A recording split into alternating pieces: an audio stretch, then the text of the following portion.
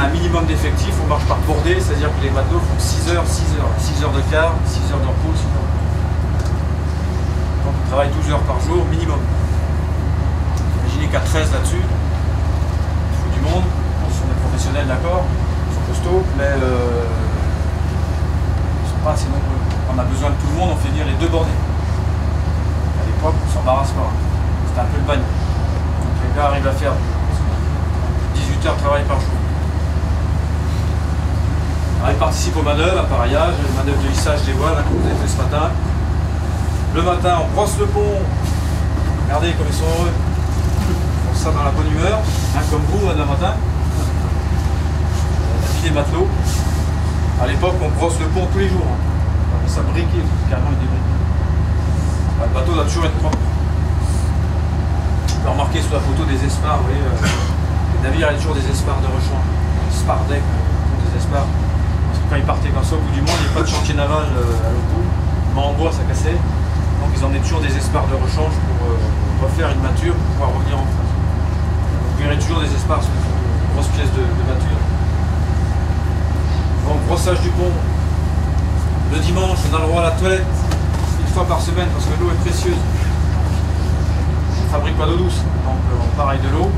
Et l'eau, évidemment, est réservée à la boisson et la cuisson des aliments. Donc c'est précieux, mais le dimanche, on a le droit à la toilette. Une fois par semaine. Je vous rassure, vous avez le droit à plus. Voilà, au moins une fois par jour. Voilà, à l'époque, on ne produit pas d'eau douce. Donc l'eau douce, c'est précieux, hein. Les bateaux, on a retrouvé les gens morts de soif. Pour le dimanche, on a le droit à la toilette. Alors on récupère un peu d'eau. Et vous voyez, à l'époque, l'eau, elle sert à faire la toilette, mais aussi à laver les vêtements. Hein, à laver les vêtements. Pas de gaspillage. Développement durable à fond. Déjà, on marche avec le vent.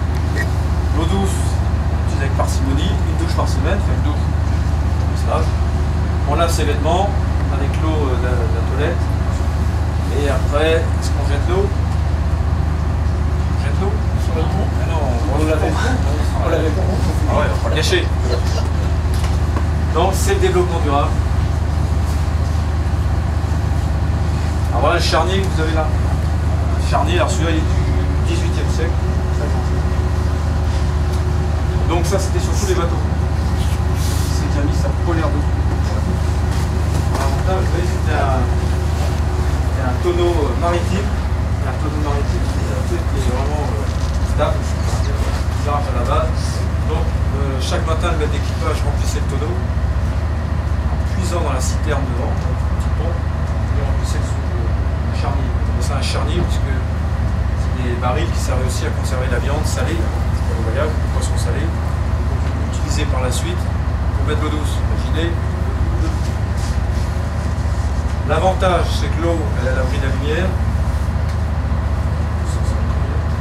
Et en plus, on peut la contrôler, on peut la fermer par un cadenas. Et on puisait l'eau avec un système qui était fait avec une corne de taureau, hein, une corne de vache, qui était emmanchée. L'avantage, c'est qu'on perçait le trou ici, on le puisait avec le manche, et vous laissez couler par ici, un petit filet d'eau. Hein. L'intérêt, c'était hygiénique. C'était pour éviter qu'il y ait des contacts entre la bouche et l'eau, pour pas corrompre l'eau. Il y a des maladies, on évitait de s'éviter de ces transmettre. Grande hygiène. Grande hygiène. Alors ce charnier était toujours en vue de la dunette, de manière à ce que l'officier de quart et le second capitaine surveillent s'il n'y a pas des abus. Il y avait pas de rationnement, mais il fallait limiter la consommation. Et oui, vous ne connaissez pas votre bonheur actuellement en tournant en ligne. Autre travail important pendant les traversées, hein, les voiles. Les voiles, c'est le moteur du bateau. Donc c'est très important. Il y a 2 jeux de voiles en général. Il y a un jeu d'hiver, un jeu d'été. Il y a un jeu de mauvais temps, un jeu de temps. Donc le bateau, il va partir d'ici en hiver, par exemple. Il va sortir du golfe de Gascogne, il y a du gros temps, il y a des voiles épaisses. Puis dès qu'il arrive dans les alizés, il change des voiles. On va mettre tout un jeu de voiles léger, des voiles.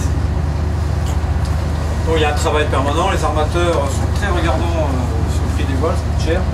Donc il faut les réparer sans arrêt. Donc, à chaque fois qu'on change de jeu de voile, à une par une on les prend, tout le monde s'y met, on tourne avec les couturiers. On les contrôle, on répare, on les soigneusement, on les fait sécher, on les plie, on les rend. On peut désemberguer toutes les voiles. C'est un travail important et incessant. Alors, les voyages du Belém. Voilà, Belém, il part de Nantes, il essaye de sortir tant qu'il peut du golfe de Gascogne. Hein. On s'aperçoit dans un journal qu'il part de Nantes, ici de Saint-Nazaire, hein, là. Et 6 jours plus tard, il est au large de l'Essent, oui. Alors, il descend toujours là, essayer de sortir du golfe, il a du mal. Bon, ensuite, ça va assez rapidement, il prend les alizés à partir de ici des Canaries, et il descend, les alizés, il passe l'équateur, et il n'ira pas plus haut, plus bas que Montevideo, hein, pour aller charger, pour décharger ses produits manufacturés. Je vous ai dit que l'Amérique du Sud était très demandeuse. Donc il va ici à Montevideo, il n'ira pas au Cap Horn. Voilà, il s'arrête là. C'est déjà pas mal. Un voyage qu'on aimerait bien faire.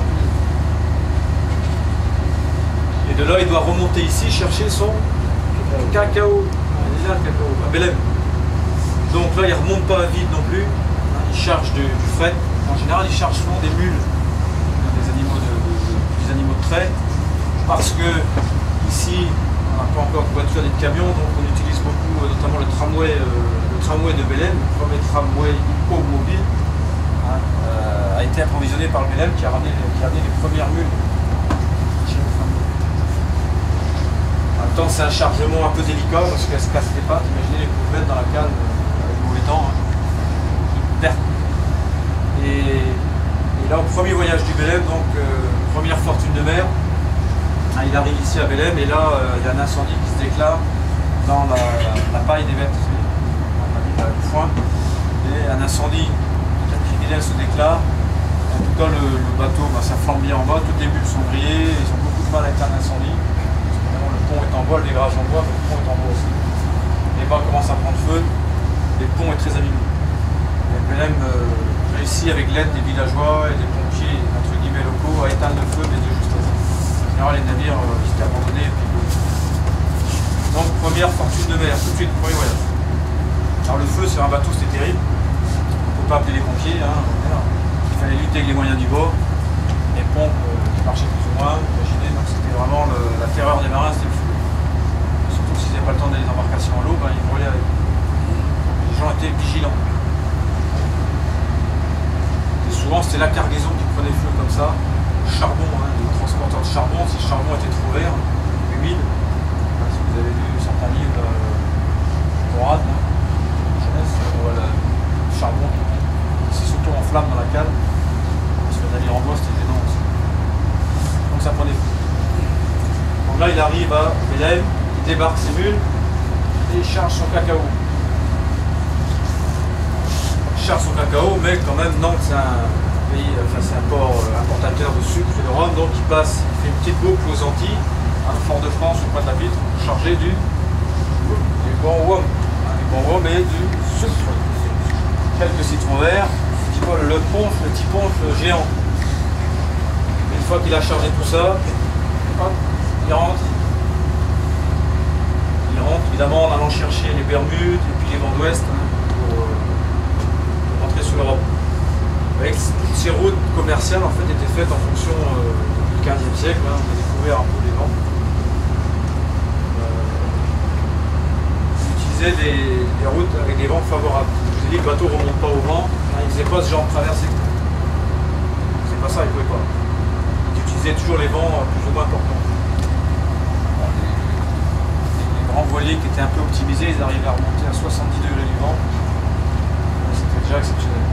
Comme ils étaient très chargés, ils avaient un tirant d'eau énorme, ils dérivaient beaucoup moins. Ils arrivaient à faire de 70 degrés. Les clippers aussi, à peu près 70. Après, ça se méfie de. Ils n'avaient pas les moyens vraiment de calculer. Pour passer le cap là, ils avaient que 80 degrés, 20 degrés, là, c'est le cap. Ah, bien sûr. Ah, ici, on tire des bords carrés. Hein. Je fais la démonstration par moment. Hein. On va rester sur place.